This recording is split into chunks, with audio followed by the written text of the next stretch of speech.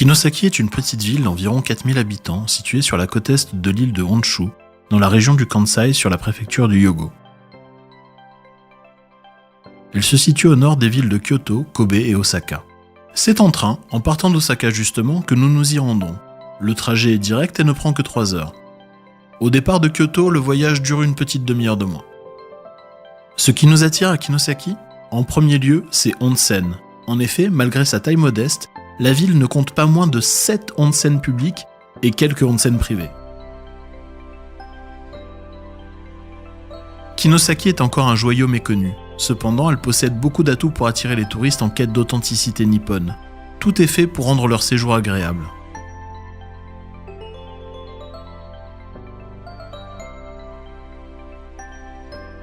Les navettes des différents hôtels attendent les visiteurs devant la gare. L'office du tourisme ainsi qu'un service de livraison de bagages sont juste de l'autre côté de la rue. De plus, nous sommes en novembre et c'est le début de la saison du crabe Matsuba. Cette spécialité locale nous accueille dès notre arrivée en ville. On est immédiatement séduit par le calme de la ville. Son architecture semble figée dans le temps. En fait, il ne s'agit pas que d'une impression. Kinosaki fut victime d'un tremblement de terre qui a provoqué un grand incendie en 1925. Lors de la reconstruction, il fut décidé que la ville garderait une architecture traditionnelle alternant les bâtiments en dur et ceux en bois. L'ensemble ne dépassant pas les 2 étages. Une décision appliquée à la lettre, à quelques exceptions près. Pour accueillir les voyageurs, la ville ne compte pas moins de 74 ryokan et des hôtels de toute taille et de tout niveau de prix. Les chambres se louent à partir d'une 50aine d'euros la nuit. Mais ne craignez pas que l'invasion touristique nuise au calme des lieux. Les établissements ne peuvent accueillir simultanément que 600 touristes. Aujourd'hui, c'est le plus prestigieux de tous qui nous ouvre ses portes, le Nishimuraya, pour une visite avec Sakura-san, une employée spécialisée dans l'accueil des touristes français. C'est un des ryokans plus connus, Kinosaki Onsen, et les caractéristiques de ce ryokan, c'est la maison très authentique et historique. L'entrée et le bâtiment annexe Hirataka, une salle de banquet, sont enregistrés comme bien culturel du Japon. Donc c'est très bien. Et dans la cour centrale, il y a ce jardin. Oui, c'est très magnifique. Profiter, oui. Je pense que c'est avec la pluie qui tombe. On est béni aujourd'hui, on est vraiment béni.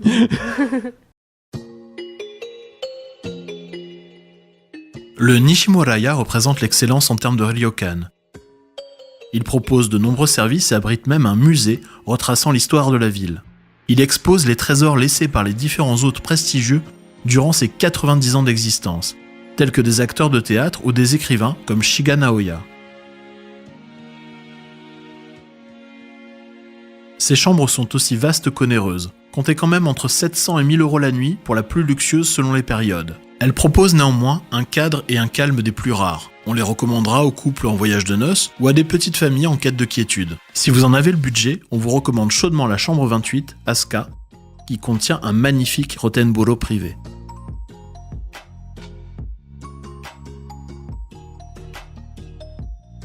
En ce qui nous concerne, nous passerons la nuit dans un autre hôtel un peu plus à l'extérieur de la ville, le Nishimuraya Hotel Shogetsutei, plus grand et un peu moins traditionnel dans son aspect extérieur. On nous y propose pour le dîner un repas composé des spécialités locales, le fameux crabe Matsuba décliné sous toutes ses formes, mais aussi le bœuf Tajima dont la qualité n'a rien à envier au bœuf de Kobe.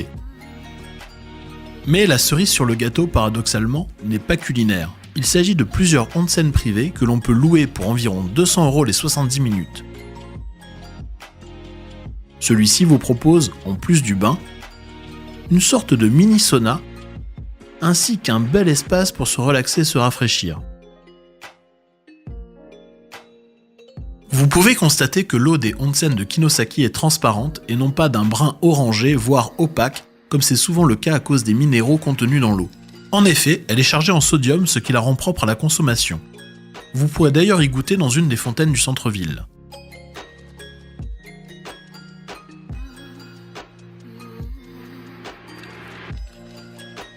Revenons d'ailleurs aux fameux onsen de la ville. Ils sont disséminés tout au long de la rue principale. Ils sont tous d'architecture et de taille très différentes. Le prix d'entrée d'un onsen varie entre 800 et 600 yens. Néanmoins, si vous souhaitez tous les essayer, ce que je vous recommande, il existe un pass vous y donnant libre accès durant la durée de votre séjour, du check-in au check-out. Ce pass vous sera soit offert avec votre chambre dans la plupart des ryokan, soit il vous en coûtera 1200 yens, un peu plus de 10 €. Ce qui est plutôt une bonne affaire, sachant qu'au-delà du check-out, il vous donne aussi accès à un tarif réduit jusqu'à 15 heures. De plus, il faut savoir que les onsen de Kinosaki sont ouverts aux personnes qui sont tatouées, ce qui est une bonne nouvelle pour beaucoup de touristes. À titre personnel, je vous recommande le plus ancien et le plus petit des onsen de la ville. Le Yanagi-yu, où l'eau est censée être la plus chaude, approchant les 60 degrés à la sortie de la source. Mais d'où viennent tous ces onsen ? Noro Randria, notre guide, nous raconte les 2 légendes qui sont liées aux sources chaudes de Kinosaki. Alors, la première légende est liée à l'histoire des cigognes. Les cigognes sont un petit peu un symbole de la ville, la cigogne orientale. Donc, une des légendes raconte qu'il y a 1300 ans environ, une cigogne blessée, à la patte blessée, se serait posée dans les eaux d'une rizière. Et au bout de quelques jours, sa patte était guérie, donc elle s'est envolée. Et au moment où elle s'est envolée, une source aurait jailli. Et les eaux de cette source seraient utilisées dans un des onsen actuels de Kinosaki, donc qui s'appelle Ko-no-yu, littéralement le bain de la cigogne. Donc voilà pour la première légende. Et la deuxième légende est liée aussi à une histoire qui serait apparue à la même période, il y a 1300 ans à peu près, où un moine serait venu à Kinosaki et il aurait reçu une vision qui lui a dit on lui aurait dit de prier pendant 1000 jours pour sauver les âmes des personnes qui souffraient de maladies en fait. Et donc il se serait réfugié dans la montagne et pendant 1000 jours il aurait prié sans boire, sans manger, sans dormir. Il a prié.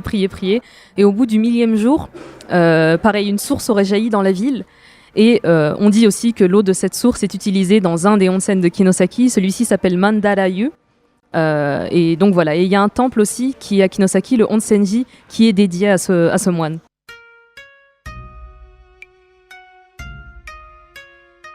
La cigogne est devenue l'animal symbole de la ville, et on le retrouve représenté partout.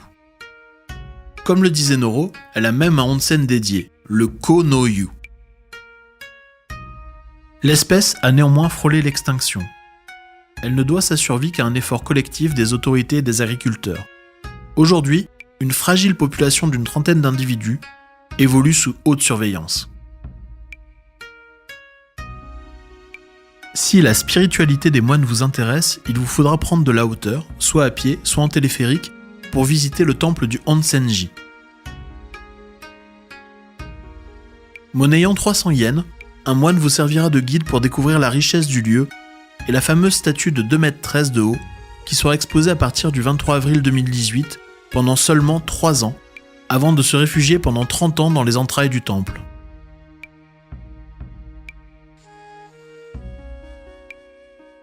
Ce que tout le monde peut apprécier, c'est l'expérience de la douceur du mode de vie de Kinosaki.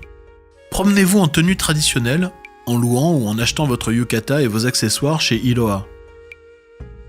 Vous pourrez compléter votre tenue avec des getas fabriqués à la main par un artisan qui fournit le cinéma. Une des autres spécialités locales étant la maroquinerie, pourquoi ne pas vous permettre une touche de modernité, une pochette ou un sac, dessiné par un des designers natifs de la ville. Vous aurez ainsi la panoplie complète de l'épicurien japonais. Une fois équipé, profitez-en pour déguster un œuf à la coque ou une grappe de raisin local en prenant un bain de pied près du rocher de la source. Instruisez votre entourage en expliquant que le nom de la mascotte de la ville à tête hexagonale, Gensan, vient des grottes basaltiques de Genbudo, à quelques minutes de Kinosaki. Passez d'un bain à un autre en prenant votre temps hors du temps. Soyez curieux en goûtant à la glace au crabe, ou peut-être un peu moins téméraire en savourant les différentes bières locales sur les bords du canal. Si vous préférez le chaud, pourquoi ne pas boire un thé en altitude au Kinosaki Terrace Café ? Vous en profiterez pour tenter d'exaucer vos vœux en lançant les petites assiettes dans le cerceau de métal. Avant de partir, n'oubliez pas de ramener des petits omiyage, histoire de garder une preuve de l'existence de ce lieu. Ou sinon, on ne vous croirait probablement pas.